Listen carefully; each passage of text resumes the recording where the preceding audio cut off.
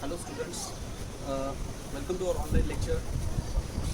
Our subject is secretarial practice, and today we are going to understand topic number first, introduction to corporate finance. As you know, why we are conducting this online lecture, because there is a lockdown and we cannot come in college. So there is another provision, we can start our lecture from home, right? For your studies, for your welfare, I am doing this video. Please understand it properly.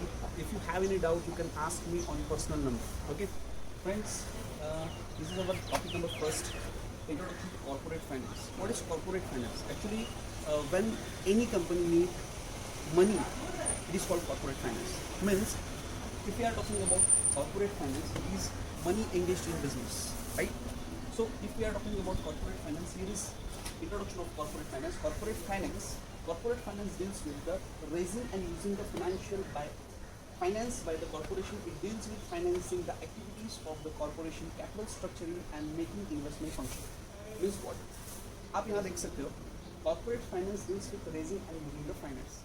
Means corporate finance means आप यहाँ आपके business के लिए जो भी finance चाहिए, आपके business को चलाने के लिए जो भी पैसा चाहिए, जो भी मार्केट से जो भी फंड चाहिए, आप वो रेस करते हो मतलब उस फंड को आप प्रोक्यूर करते हो, राइट?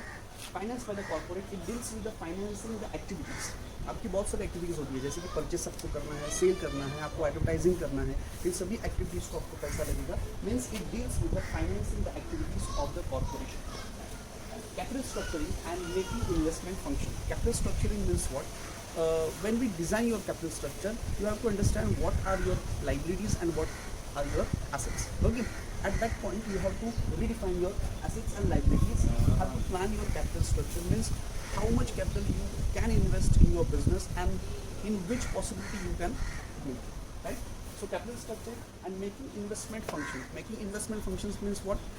एवरी टाइम आपको ये सोचना पड़ेगा कि आप कैसे आपके फर्म में इन्वेस्ट करोगे कि वो पैसा आपको बाद में यूज़ हो पाएगा आपके बिजनेस में.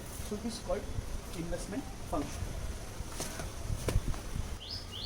हाँ, अभी आपको समझ में आया होगा कि what is corporate finance. So now we can understand what is the definition of corporate finance.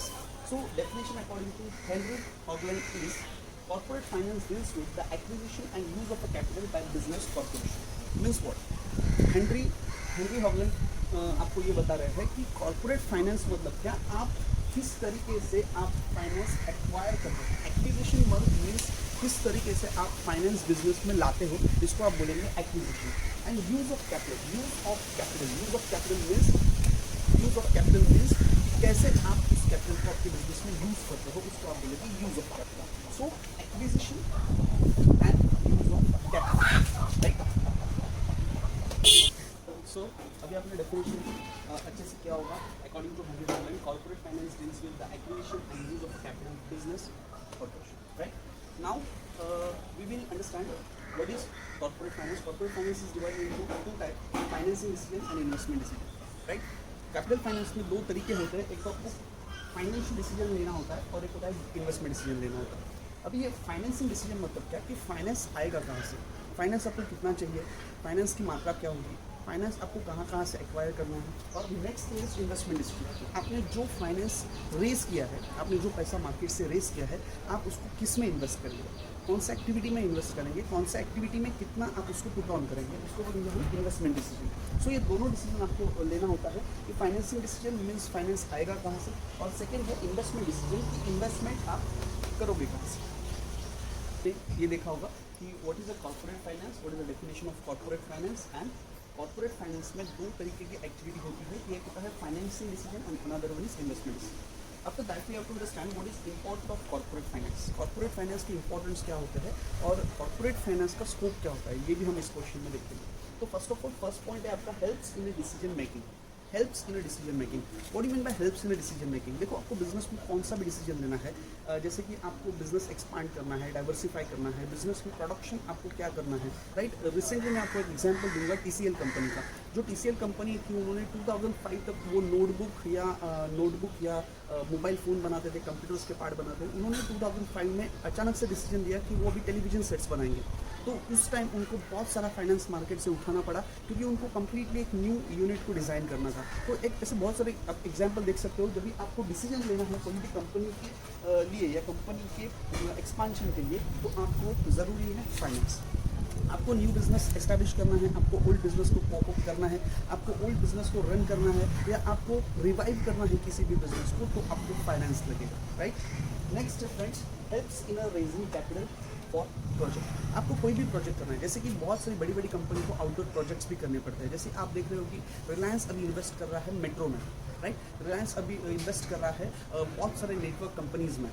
उसके साथ साथ बहुत सारे जो बड़े बड़े प्रोजेक्ट्स हैं उसमें बहुत सारी बड़ी बड़ी कंपनीज इन्वेस्ट करती हैं। जैसे कि सोलार एनर्जी का कोई प्रोडक्शन होता है या कोई प्रोजेक्ट होता है, तो जब भी आप किसी भी प्रोजेक्ट में इन्वेस्ट करोगे तो वो प्रोजेक्ट का नीड ऑफ फाइनेंस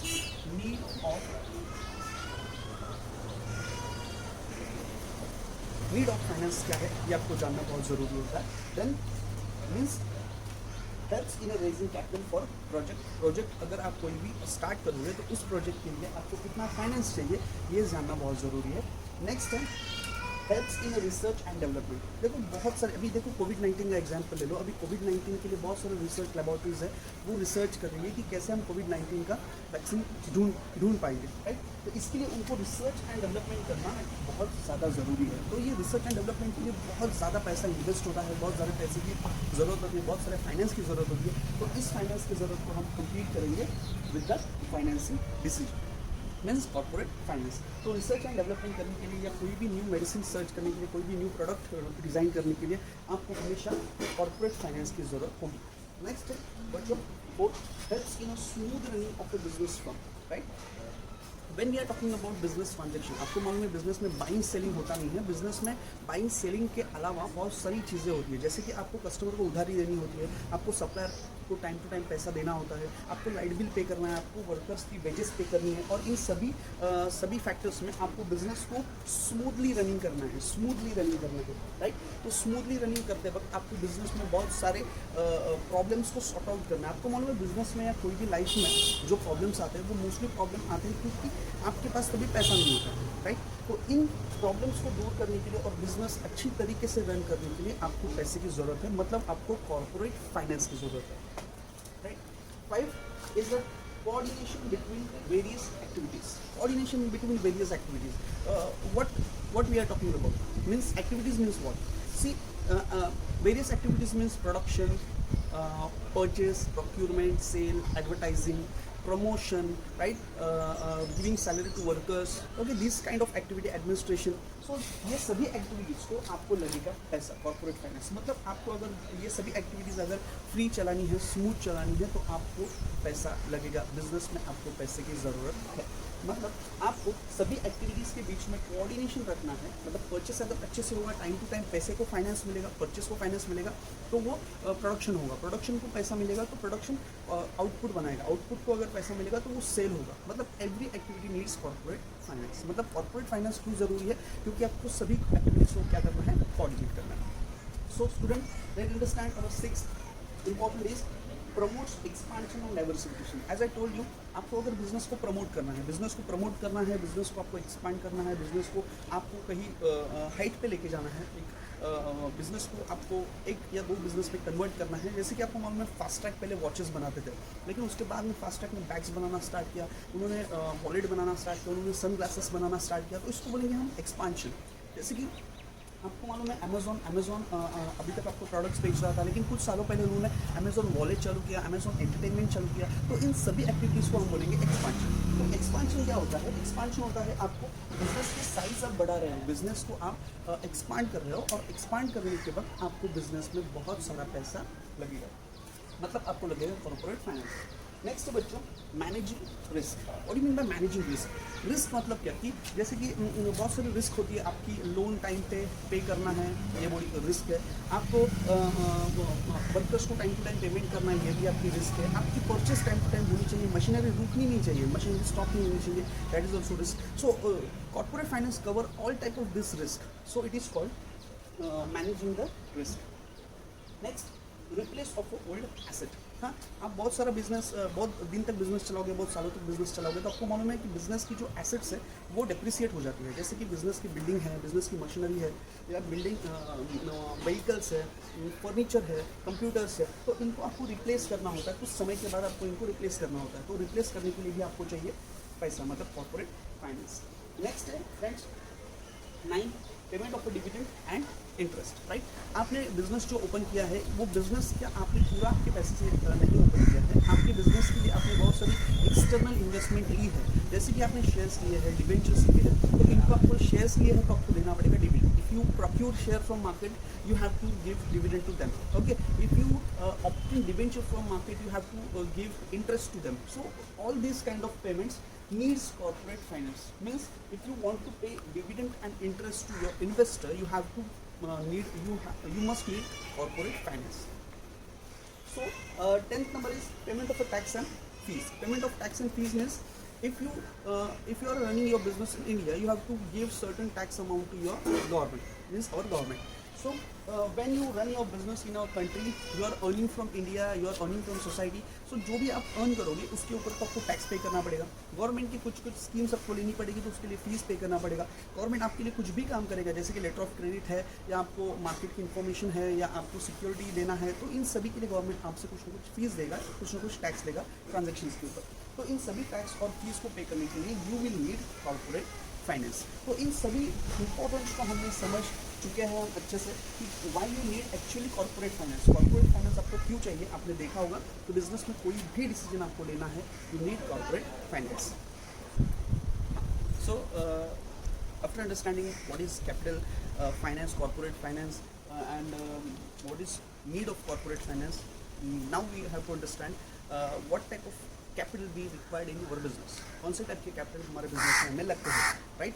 तो जैसे कि बहुत सारे कैपिटल हमें बिजनेस में लगेंगे, बहुत सारे टाइप के लगेंगे, लेकिन वो जनरली डिवाइड होंगे 2 टाइप्स में। 2 टाइप में हमारा कैपिटल स्ट्रक्चर जो है वो डिवाइड होगा। वो है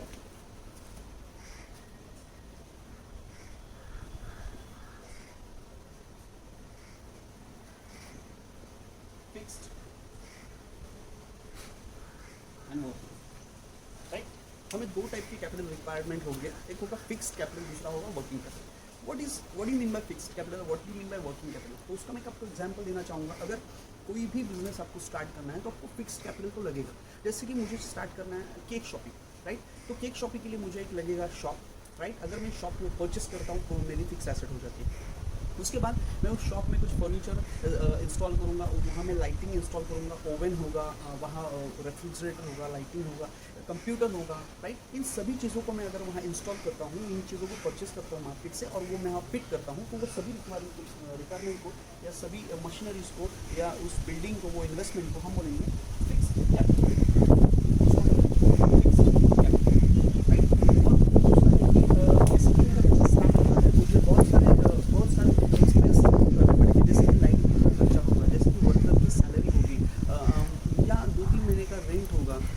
गवर्नमेंट को जो मैं टैक्सेस देना है, या रूटीन रॉ मटेरियल परचेस करना है, मुझे डेटर से जब पैसा आएगा तभी मैं क्रेडिटर को पैसा दे पाऊँगा। इन सभी चीज़ों के लिए जो मुझे रनिंग पैसा लगेगा मेरे हाथ में, उसको हम बोलेंगे working capital, right. Working capital मतलब क्या, कि जो भी रनिंग पैसा है, आपको रनिंग पैसा चाहिए, जैसे कि लाइट बिल वगैरह पे करना है, वर्कर की सैलरी पे करना है।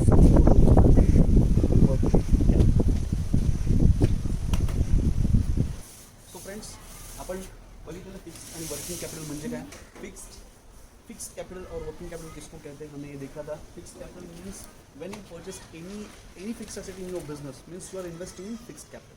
And if your business is running on small asset or miscellaneous asset, it is called working capital. Working capital means your working assets or working capital which you require in your business for running your business. We can say, right? So fixed capital is that capital which we use to buy fixed asset like a machine and land. As well as working capital is that capital which is required to run routine business activities. Factors affecting fix capital को आप कौन सा factor affect करेंगे। Factors affecting मतलब क्या, कि fix capital अगर आपको इन्वेस्ट करना है बिजनेस में, तो क्या आपकी रिक्वायरमेंट्स होगी और क्या आपके मायने होंगे कि फिक्स कैपिटल आप कैसे बिजनेस में इन्वेस्ट करोगे। हाँ, फिक्स कैपिटल आपको बिजनेस में क्यों लगेगा और उसके फैक्टर्स क्या होंगे अफेक्ट करने के लिए, मतलब फिक्स कैपिटल आपको कम लगेगा, ज़्यादा लगेगा, उसके फैक्टर्स क्या होंगे, हम वो आज यहाँ देखेंगे। तो फैक्टर्स अफेक्टिंग में देखेंगे हम नेचर ऑफ कैपिटल या नेचर ऑफ बिजनेस, ये आप यहाँ बोल सकते हो, राइट। आपका बिजनेस कौन सी नेचर का है, इसके ऊपर डिपेंड है कि आपको कितना फिक्स कैपिटल लगेगा। जैसे कि आपका बिजनेस है रियल एस्टेट का, तो आपको ज़्यादा फिक्स कैपिटल लगेगा। जैसे कि आपको बहुत सारी मशीनरीज लगेंगे, बहुत सारे प्लांट्स लगेंगे, बहुत सारे वर्कर्स लगेंगे, बहुत सारे छोटे बड़े इक्विपमेंट्स लगेंगे। ओके, वही आपका बिजनेस है किसी सॉफ्टवेयर मेकिंग कंपनी का, राइट। तो सॉफ्टवेयर तो आप पीसी में बनाओगे, तो आपको छोटा सा ऑफिस लगेगा, कुछ पीसी लगेंगे, कुछ इन्वर्टर लगेंगे, नेट कनेक्शन लगेगा। तो एक रियल एस्टेट बिजनेस के लिए बहुत ज़्यादा बड़ा कैपिटल लगेगा फिक्स कैपिटल, और एक छोटे से सॉफ्टवेयर मेकिंग कंपनी के लिए बहुत कम कैपिटल लगेगा। तो इसी को हम बोलते हैं नेचर ऑफ बिजनेस। बिजनेस अगर बड़ा है तो आपको ज़्यादा कैपिटल लगेगा। नेचर ऑफ बिजनेस अगर आपको सॉफ्ट स्किल पे चल रहा है या इंटेलिजेंस के ऊपर चल रहा है या कंप्यूटर के ऊपर है, तो आपको बिजनेस के लिए कम कैपिटल लगेगा। ये सिंपल डेफिनेशन है इसकी नेचर ऑफ कैपिटल की। हाँ, नेचर ऑफ कैपिटल, जैसे कि देखो ना, कोई रिक्शा चलाएगा तो उसको रिक्शा लगेगी, कोई टैक्सी चलाएगा तो उसको टैक्सी लगेगी। अगर आप सोचोगे बेस्ट, जो मुंबई में जो बेस्ट सर्विसेज है, तो उनके लिए तो बहुत सारी बसेस चाहिए, बहुत सारा एरिया चाहिए वो बस को खड़े करने के लिए, या मैकेनिकल सेक्शन चाहिए। So they need more capital than the rickshaw वाला, right. So here you can say second factor of affecting fixed capital is size of business. Yes, this is a correlated point, nature of capital and size of business. Size of business is same like a nature of business. Size of business अगर छोटा होगा, जैसे कि एक छोटे से businessman को छोटा कैपिटल लगेगा, लेकिन एक बहुत बड़ा इंटरनेशनल बिजनेस है या मल्टीनेशनल कंपनीज का बिजनेस है, तो उसके लिए ज़्यादा कैपिटल लगेगा। जैसे कि आप देखते हो एक छोटा सा जो इलेक्ट्रॉनिक्स वाला है, या अंबरनाथ का या कल्याण का, तो उसको कितना छोटा कैपिटल लगेगा। एक छोटा सा शॉप लगेगा, एक 10-12 वॉशिंग मशीन वो फील करेगा, 10-12 टीवी वो रखेगा बेचने के लिए। लेकिन अगर आप बोलोगे विजय सेल्स, राइट, विजय सेल्स या बिग बाज़ार का जो सेल होता है जिसमें वो इलेक्ट्रॉनिक्स सेल करते हो, तो उनका कैपिटल इन्वेस्टमेंट बहुत ज़्यादा होगा। विजय सेल्स वाले के लिए एक बहुत बड़ा बिल्डिंग लगेगा, बहुत सारे इक्विपमेंट्स वो परचेस करेगा, उसका परचेस एंड सेल भी ज़्यादा होगा। मतलब according to your size of business you will require less और more capital. Next, third, scope of business. Scope of business क्या है? स्कोप ऑफ बिजनेस होता है कि बिजनेस का स्कोप कितना है आपका। जैसे कि मल्टीनेशनल कंपनी है तो उसको ज़्यादा कैपिटल लगेगा। अगर आपका स्टेट लेवल का कंपनी है, छोटा कंपनी है, तो आपको कम कैपिटल लगेगा। नेक्स्ट है फोर्थ, अरेंजमेंट ऑफ सब कॉन्ट्रैक्ट्स। अरेंजमेंट ऑफ सब कॉन्ट्रैक्ट्स मतलब क्या? कभी कभी क्या होता है कि बहुत बड़ी कंपनी होती है, वो सब कॉन्ट्रैक्ट्स दे देती है। जैसे कि रिलायंस जियो है, तो रिलायंस जियो हार्डवेयर और सॉफ्टवेयर के ऊपर काम करेगी, और छोटे बड़े जो है जैसे कि नेटवर्क का जो नेटवर्क लॉस होता है इसके लिए जो टीम होता है, या कुछ छोटे छोटे जैसे कि एरिया मेंटेनेंस होता है या आपको टावर मेंटेनेंस होता है, इसके लिए छोटी छोटी कंपनी उसको कॉन्ट्रैक्ट दी देती है। तो ऐसे ही बहुत बड़ी बड़ी कंपनी बहुत दूसरे छोटे छोटे कंपनी को एक सब कॉन्ट्रैक्ट दे देती है। जैसे कि टॉयलेट्स को मेंटेन करना है, कैंटीन को मेंटेन करना है, या ग्राउंड को मेंटेन करना है, ये छोटे छोटे कॉन्ट्रैक्ट्स को दूसरे कंपनी को देते हैं। अगर आपने बहुत सारे कॉन्ट्रैक्ट्स दूसरे कंपनी को दे दिए तो आपको कैपिटल कम लगेगा। लेकिन सब काम अगर आप ही करने लगे, सब काम अगर आपकी कंपनी में ही होता है, तो आपको उतना ही कैपिटल ज़्यादा लगेगा। नेक्स्ट है arrangements of the sub contract. Acquisition of old asset. Acquisition of old asset मतलब क्या? कभी कभी क्या होता है आपके बिजनेस में आपको एसेट लगती है, जैसे कि फर्नीचर है, मशीनरी है, प्लांट है। अगर आप वो ओल्ड परचेस कर लेते हो तो आपको न्यू प्लांट के लिए, न्यू इन्वेस्टमेंट के लिए ज़्यादा पैसा नहीं लगेगा। अगर आप न्यू परचेस करते हो तो आपको ज़्यादा पैसे की इन्वेस्टमेंट होगी और पे बैक पीरियड भी उतना बढ़ेगा। तो अगर सेकेंड हैंड एसेट आप लेते हो तो उतना ही कम फाइनेंस आपको लगेगा, कम पैसा आपको बिजनेस में इन्वेस्ट करना पड़ेगा। नेक्स्ट है एक्सटेंड ऑफ लीज और रेंट। अगर आपने लीज और रेंट को एक्सटेंड कर लिया, मतलब क्या? जैसे कि आपने कॉन्ट्रैक्ट्स एक्सटेंड कर लिए। अगर कोई प्लांट आपने लिया है 15 साल के लिए, 15 साल कंप्लीट हो जाते हैं आज, तो अगर वो प्लांट वाला बोलता है कि अगर आपको इस प्लांट को कंटिन्यू करना है तो आपको फिर से 15 साल का कॉन्ट्रैक्ट करना पड़ेगा। तो 15 साल को अगर आप एक्सटेंड करते हो तो आपको फिर से उसको पैसा देना पड़ेगा ना। 15 साल के लिए आपको उसको रेंट देना पड़ेगा, तो एक साथ उसको पैसा देना पड़ेगा, तो आपको ज़्यादा कैपिटल की ज़रूरत पड़ेगी।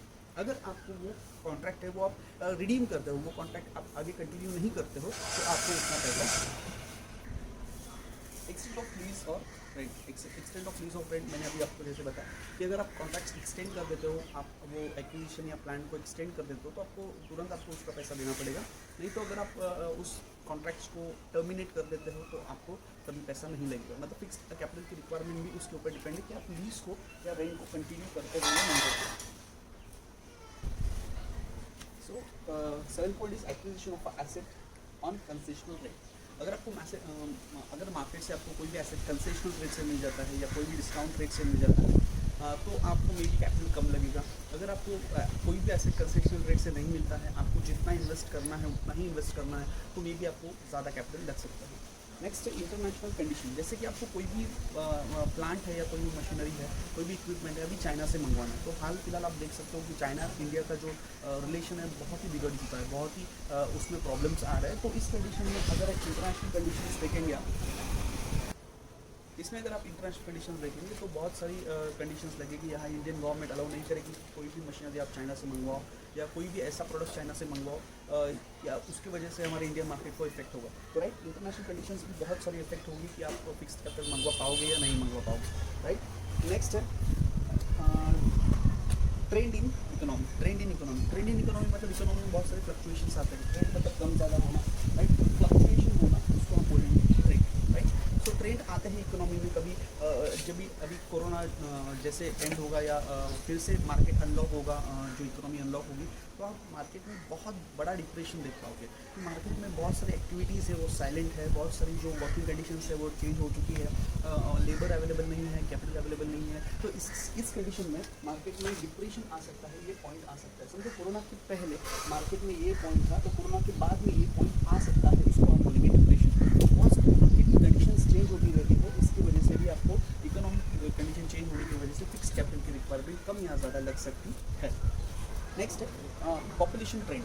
पॉपुलेशन ट्रेंड क्या होता है? पॉपुलेशन चेंज होती रहती है। पॉपुलेशन जैसे कि आपने देखा होगा 1945 का जो इंडिया है वहाँ हम 31 करोड़ थे, 1 करोड़ इंडियंस आ गए। बट अभी आप देखोगे तो 131 करोड़ इंडियंस हो चुके हैं। तो इस कंडीशन में इंडिया की डिमांड बहुत ज़्यादा बढ़ेगी। अगर आपकी पॉपुलेशन बढ़ गई तो डिमांड बढ़ेगी, किसी भी फिक्स कैपिटल की या किसी भी बिजनेस के इक्विपमेंट्स की डिमांड बढ़ेगी। और वही अगर आपके कंट्री की पॉपुलेशन कम हो जाती है तो वैसी आपकी फिक्स कैपिटल की रिक्वायरमेंट कम भी हो सकती है। Next, consumer preference. What is consumer preference? Consumer preference 11 point is consumer preference. Consumer preference हमेशा चेंज होता रहता है। मार्केट में आप देख सकते हो कि कंज्यूमर का प्रेफरेंस अप एंड डाउन होता रहता है। आज कोविड-19 की वजह से कंज्यूमर का प्रेफरेंस हो चला है मास्क एंड सैनिटाइजर के लिए। तो मास्क एंड सैनिटाइजर का डिमांड बहुत ज़्यादा बढ़ चुका है। तो उसको प्रोड्यूस करने वाली जो फिक्स एसेट है या कंपनीज है, उनको फिक्स कैपिटल लगने की चांसेस बहुत ज़्यादा है। तो कंज्यूमर प्रेफरेंस के लिए फिक्स कैपिटल की रिक्वायरमेंट चेंज हो सकती है। Next, competitive factor. Competitive factor क्या होता है कि बहुत सारे कॉम्पिटिशन्स का रेशियो चेंज होता रहता है। कभी कभी दो कंपनियों के बीच में कॉम्पिटिशन होता है, तो कभी एक कंपनी बंद हो चुकी है, कभी एक कंपनी एक्सटेंड हो चुकी है, एक्सपांड हो चुकी है। तो बहुत सारे फैक्टर्स होते हैं ऐसे। कॉम्पिटिटिव फैक्टर्स भी रिस्पॉन्सिबल होते हैं कि फिक्स कैपिटल की रिक्वायरमेंट मार्केट में कम होगी या ज़्यादा होगी। राइट, सब जो कंपटीशन है, जैसे कि जियो है, आज मार्केट में जियो का ट्रेंड बहुत है। वो बहुत सारे नए नए नेटवर्क्स, नए नए फैसिलिटी कंज्यूमर को दे रहे हैं। तो ऐसे हालात में अगर जियो को मार्केट में कॉम्पीट करना है तो बहुत सारी इन्वेस्टमेंट करनी पड़ती है। अगर जियो ऐसी इन्वेस्टमेंट करता है तो उसको बोलेंगे फिक्स कैपिटल की रिक्वायरमेंट। चलो, फिक्स कैपिटल के बाद हम टर्न होते हैं वर्किंग कैपिटल रिक्वायरमेंट की। तो वर्किंग कैपिटल क्या होता है? आपको जैसे कि यहाँ लिखा है, working capital is that capital which is required to run routine business activity के लिए आपको वर्किंग कैपिटल लगेगा। Factors affecting nature of business. Nature of business क्या होता है? नेचर ऑफ बिजनेस होता है भाई, आप अगर बिजनेस आपका छोटा है तो कम वर्किंग कैपिटल लगेगा, अगर बिजनेस आपका बड़ा है तो आपको ज़्यादा वर्किंग कैपिटल लग सकता है। Next, size of business. वही है, बिजनेस का साइज छोटा होगा तो कम वर्किंग कैपिटल, बिजनेस का साइज अगर बड़ा है तो उतना ही वर्किंग कैपिटल आपको लगेगा। Next, volume of sale. Volume of sale है जैसे कि आप कितना ज़्यादा सेल करते हो। अगर आपका उधारी का सेल भी है, उधारी का मतलब credit sale, if your credit sale is more than the cash sale, you will require more working capital than the regular. Right, so volume of sale decide करता है कि आपका वर्किंग कैपिटल क्या होगा बिजनेस में। Next, production cycle. Production cycle होता है कि तो fourth point is production cycle. Production cycle में आप देख सकते हो कि कोविड-19 की वजह से बहुत सारे प्रोडक्शन साइकिल अभी रुक चुके हैं। बहुत सारी कंपनीज का प्रोडक्शन कम्प्लीटली स्टॉप है। तो अगर बहुत सारी कंपनी का अभी प्रोडक्शन स्टॉप है मार्च, अप्रैल, मई, जून, इस महीनों के दरमियान, तो उनको जो कैपिटल लगेगा, जो पैसा लगेगा, वर्किंग कैपिटल लगेगा, जैसे कि लाइट बिल है या रेंट है या वर्कर्स की सैलरी है, वो कम ज़्यादा लग सकता है। तो वर्किंग कैपिटल किसके ऊपर डिपेंड है? प्रोडक्शन साइकिल के ऊपर भी डिपेंड होता है। नेक्स्ट है बिजनेस साइकिल। ये बिजनेस साइकिल क्या होता है? बिजनेस साइकिल होता है up and down of business. Business cycle होता है से मंथ में बिजनेस ज़्यादा करते हो, कौन से पीरियड में बिजनेस ज़्यादा करते हो, कौन से बिजनेस में, कौन से मंथ में आपका बिजनेस कम होता है। जैसे कि आपको मैं एक एग्जांपल बताता हूँ। ये गणपति का स्टैचू बनाते हुए जो छोटे छोटे बिजनेसमैन हैं जो गणपति का स्टैचू बनाते हैं, राइट। तो गणपति का स्टैचू जब बनाते हैं तो वो सेल का भी होता है गणपति के सीज़न में, ये कुछ जून जुलाई अगस्त में, राइट। और उसका प्रोडक्शन जो होता है वो पूरे साल भर चलता है, राइट। मतलब साल भर चलेगा प्रोडक्शन, लेकिन बिकेगा खाली एक महीने में या 10-15 दिन में बिकेगा। तो उसको बोलेंगे हम बिजनेस साइकिल।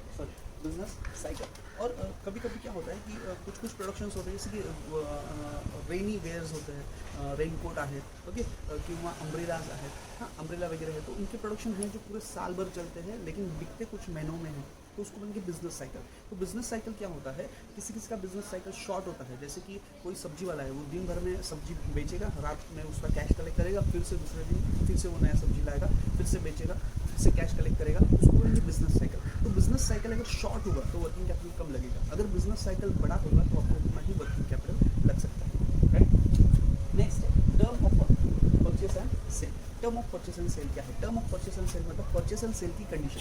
जैसे कि आप परचेस करते हो क्रेडिट में, तो आपको अपना क्रेडिट पे भी करना है। अगर आप सेल करते हो क्रेडिट में, तो आपको वो पैसा आएगा तभी आप परचेस वालों का पैसा दे पाओगे। तो उस कंडीशन में आपको कम ज़्यादा लग सकता है कैपिटल, या कम ज़्यादा वर्किंग कैपिटल लग सकता है।